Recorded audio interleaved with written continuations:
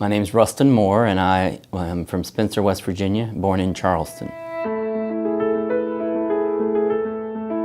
So growing up in Spencer, it was a great place to grow up. I mean, great family, great set of friends, and actually a great education. A lot of people think in Appalachia that the educational system is not that good.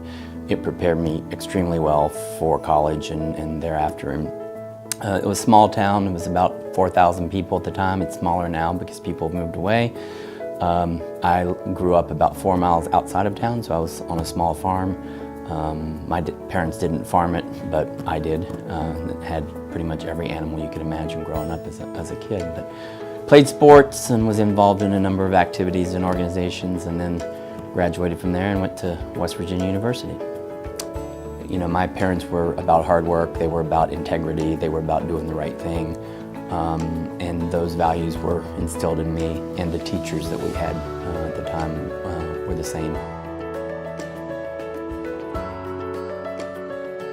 I wanted to be a veterinarian since I was about 6, and I now tell people I really wanted to be what I refer to as an Appalachian version of James Herriot. That's really all I knew growing up. We had a veterinarian in the community that was the one that took care of my animals, and that's, you know, it wasn't until I came here that I realized what the opportunities were. Every time I had a course, that's what I wanted to do. Every next course, I wanted to do that. Eventually settled on equine medicine, internal medicine, and went to the University of Georgia for an internship. Came back to Ohio State doing equine surgery, so again, I changed my mind. And then while I was doing the residency, I combined it with a PhD, so I was doing both of those together. Finished that in 4 years and went to Louisiana State University, where I was on faculty for 12 years as an equine surgeon, researcher, teacher. Probably halfway through that time, started taking on some leadership administrative roles, and then was recruited back here. So I was very content, very happy in Louisiana. Great food, great weather, great people, and had no intention of leaving. I was recruited back and said no a few times, and then eventually agreed to come up for an unofficial visit. And that unofficial visit, because I hadn't been back to the college since I left 12 years before that. And stepping back into the college, there was this energy and vibe that you felt it immediately when you came back. And so that sort of sparked my interest, and then eventually came back. I came back in as a department chair of the Veterinary Clinical Sciences program, where 2 of the former chairs of the department, one of which was my PhD advisor, were now my faculty, so I was the chair. So that was an interesting transition, but they made it very easy for me.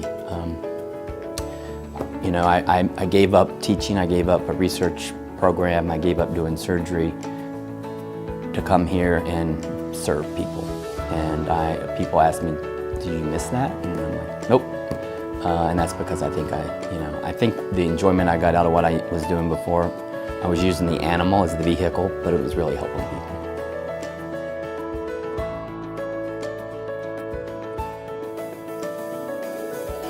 I've made it intentional to be a dean that is accessible to the students.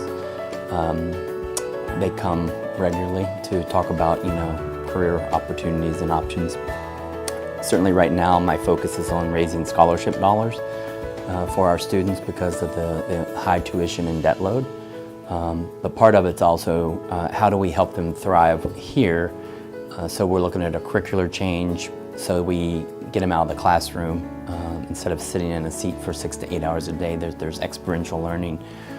We have a very strong focus on health and well-being of our students. I would say everything from scholarships to being a mentor, role model, friend. Yeah. What does Appalachia mean to me? I would say home. Not physically home, but sort of comfort. You know, I've been gone for, 35 years or whatever it is. And I would say there's a familiarity and a comfort when you get back there.